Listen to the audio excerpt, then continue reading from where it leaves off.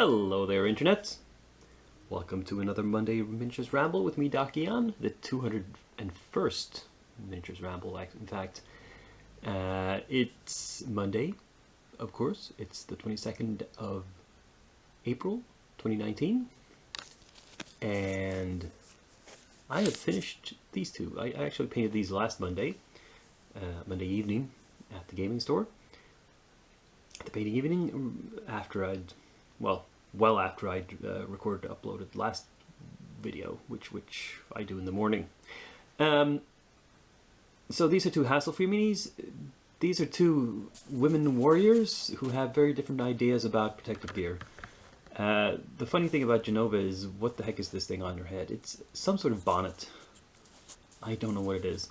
I painted blue because I had used so much gold on her armor, or brass or bronze or whatever it turned out as, because I didn't want to paint everything just steel. That would look a little bit boring. And when you have that gold color and the blonde hair, I thought blue would be a good contrast, but it can't be a dark blue, because that would not work. I need a light dark contrast as well. And I think the wasteland base worked out fine. I don't know if you can tell, but there's skulls down there in the holes, in the cracks. Anyway, this one, I think it's called Gale. She has no armor at all.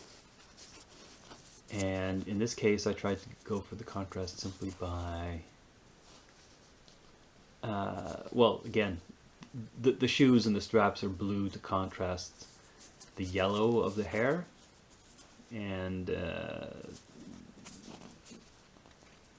I tried to go with sort of a tan skin tone for her, even though she has rather delicate female skin tones, but they're also not completely pale. Yeah. Some other angles here.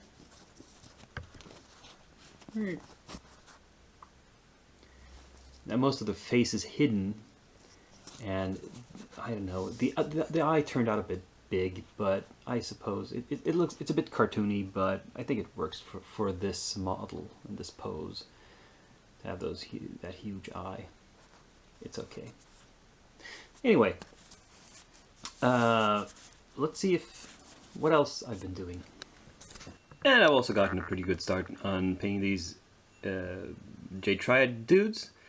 I've done all 8 of the simplest ones, the simple troopers, soldiers.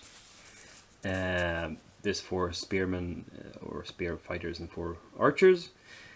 And I will sort of generally follow the paint scheme on the box, except that I added some green. I mean, they're the Jade Triad. There had to be some, and the ones on the box art were all browns. The sashes were kind of a beige, and I thought that was boring. It was basically the same color as the leg and arm wrappings, and I changed that up a bit. And then I added some pink cherry blossoms or whatever to the bases, just to make it look more vaguely oriental. Now these are not carefully painted. You'll see close-ups in the still pics that will reveal all the flaws in them. But again, they're rank and file troopers, grunts, mooks, so they're not that important. I did not even bother fixing the floppy, the warped spears. My justification for this is, if you've ever seen a kung fu movie, you know that their spears and even their swords just flop around like nobody's business. They're extremely flexible. Now, don't shout, I know the real reason for that is that they're using theater props and not real weapons. That's the actual reason. So I really should have straightened this thing out a little bit, but it's such a minor thing. I can't be arsed, as they say. Well, anyway, with them, that's a good bunch of minis done this week. Pretty happy with the progress. let's move on to works that are not yet done. So the rest of the these Empire of J Triad dudes have been all started, and maybe let's say they're 50% finished. I mean, it might not look like it, but honestly, well, for example, the ninjas. I mean, I put down 1 coat of black on them. Boom, they're like 75% done. I mean, they're gonna be mostly black, so that's gonna be a thing. And as I'm not putting the ones that are left are more of character minis than the first batch I finished, but I'm not gonna put much more effort into them.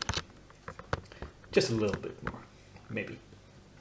And yeah, I definitely think they will be done by next week. I'll be very surprised if I don't finish them. So let's have a look at some of the minis I've prepped for the coming week. I've got a few things to say about most of them. This one is the one I have the least to say about, actually. This was just simply attached to the base and primed, and no assembly other required. I mean, it's a one-piece model. It's fairly straightforward.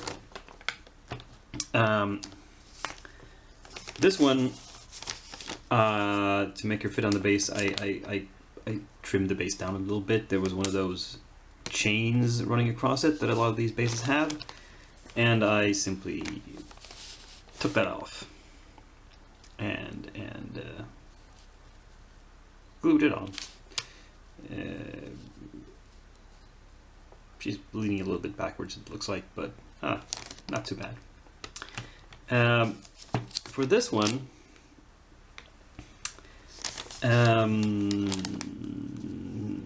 let's see how well disguised it is. It's pretty well disguised. See, one foot is propped up against one of those chains, but you probably can't tell is that one of the spikes in the back here is not actually a spike. It's a pin. I actually inserted a small pin a little bit into her heel. It's like less than 1 millimeter in, so it's not very supportive, but it's better than nothing. And so that, and it's also leaning against a part of the model there, as opposed to this foot, which is just, you know, simply glued on there. But I think it looks pretty effective.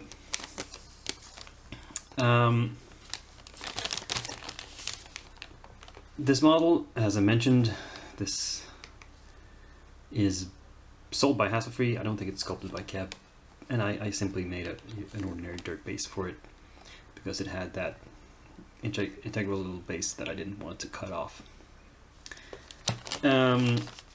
This Infinity model was a bit finicky to put together. It's very cool how three-dimensional it is, with a sword sticking out in one angle and the scabbard that she's holding in her right hand in the other. But both arms and the head were attached, separate pieces, and it took some doing. The connection points were very, very small. I had to use accelerant for it, so I don't want to touch these too much, because, you know, that always makes a slightly more brittle bond. And then she was pinned to this base. The head could be posed in a lot of different ways. The attachment was very unclear. It's not like there was one way you had to put it on. In the cover art, she's kind of looking more to the left, kind of over her shoulder. But I thought that was too cutesy, too coy. So I have placed the head so that she's looking down the blade, well, not sort of across the blade, to make it look like she's looking perhaps at an opponent and has the sword ready in a kind of guard position. And here I chose this base for this model because of her little cat, or whatever that pet is. So I wanted a base that would fit, so it has a little projection where the cat can sit without the base being too... It's actually still a 25mm base. And Actually, this is not attached. I have a small pin in it, and I just stuck it loosely in there while priming. But I'll paint this separately probably if I can find some way to hold it just by that little pin. And the reason is that I thought it would be too much in the way when painting the main figure to have the cat sitting there. I think I'll prefer to at least remove this while painting her, and possibly painting the cat separately, as I said. Now, the question is, what am I going to paint when? Well, here's the thing. There is no painting evening at the store tonight. I was misled about that. The thing is that today is the second day of Easter. This is a red day, as we call it in Sweden, meaning that the date is marked in red on the calendar, meaning it counts as a Sunday. It's a holiday. That means the store is not, the game shop is not open tonight. Thus, no painting evening. So the question is, do I want to save a couple of these for next week? And I think I do. I think probably I might as well, because I probably won't finish them all at home anyway in the coming week. The question becomes which ones. And my original plan was for these two. And this one I still think I'll bring. This one I'm unsure about simply because of the fact that it is so sticky, pointy. I'm not sure I can transport this safely without the arms breaking off. I'll try to dry fit it in my miniatures box, my travel box, and see whether I can bring it along. If I can't, I'll probably save this one for that instead. Yeah, but there you go. Some new projects to look forward to. So there's probably going to be a need for some new projects to prep for next week. And continuing with the pattern I've established every other week, I am now starting a new alchemy faction. This time around, the third faction is the Orlok Nation. Orlok? I'm not sure how to pronounce it. So these are some sort of beastmen. Some of them look kind of like orcs. Others, I don't know, these guys look like orcs or ogres. These have look slightly different. Some are paler and more human in their shape. Others are darker and more ogreish. And this pattern continues. We have this box with the starter add-on, which has mostly just more soldiers. I mean, the original one here has at least one guy who looks like some sort of shaman. I mean, the idea, the name of the game is Alchemy, and magic is performed, as I understand it, in the lore and the fluff, mostly by alchemical means, and so there is an alchemist in each faction, at least one. And maybe this guy is as well, I'm not sure. He looks like some sort of leader, but this looks more like the witch doctor, or perhaps alchemist. So there's these two boxes with 5 in each, that's 10, and then we have these two. So there's a total of 13 models in this faction.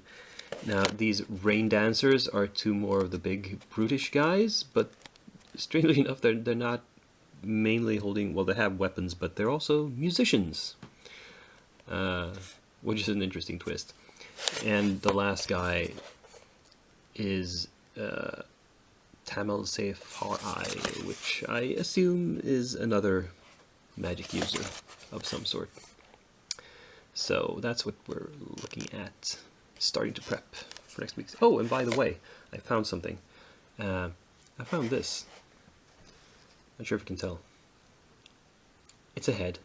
It's that missing head from 2 factions ago when I lost the head for the magic user or whatever from the Avalon faction, and I had to replace it with another head from my bits box. Strangely enough, while looking on the floor for something else I dropped, I found this thing. So, okay. Now this goes into my bits box instead. Oh well. It's all part of the grand circle of heads.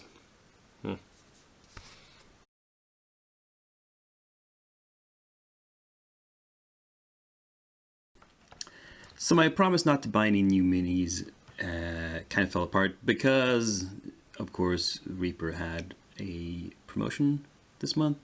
The promotional free mini with at least a 40-euro order was a mini they didn't have and is not coming with Bones 4, the Kickstarter. So this is Surkar, the Orc Shaman. So I placed a small order just to get him. And I tried to make it so that I was buying as few models as possible to get up to the limit. And that meant buying a couple of the more expensive ones. Specifically, I got up to that limit by just 2 minis. The one is Death Sleet, which is a Bones model of a supposedly large white dragon. And then we have a metal mini of the young ice dragon. So I did not have as many models of white dragons before. Now I do, for whenever I want to decide that I need a white dragon or several for my D&D game. But most of all, I got Surkar. And you know what? I'm gonna, because I want to try out this new Bones Black material as much as possible. I've only painted 1 mini before in it, and that was the Owlbear. I thought that was okay. That was pretty good. I want to keep testing it. And I mean, the Kickstarter is going to be arriving anytime now. Probably during this coming week. You know, I expect that next Monday I will be showing you hundreds of minis. Probably. If not then the week after that. It should be here because it, you know, how long can it take to cross the Atlantic? But, you know, I've got stuff to do in any case. So I will prep this guy as well for next week, in addition to the stuff I showed you before. Anyway, that was this week's episode. Hope it was somewhat amusing for you. Click like, subscribe, share it, comment, all that usual stuff. And join me again in a week. I will be here as usual, same time, same channel. As always, this is Dakian, signing off.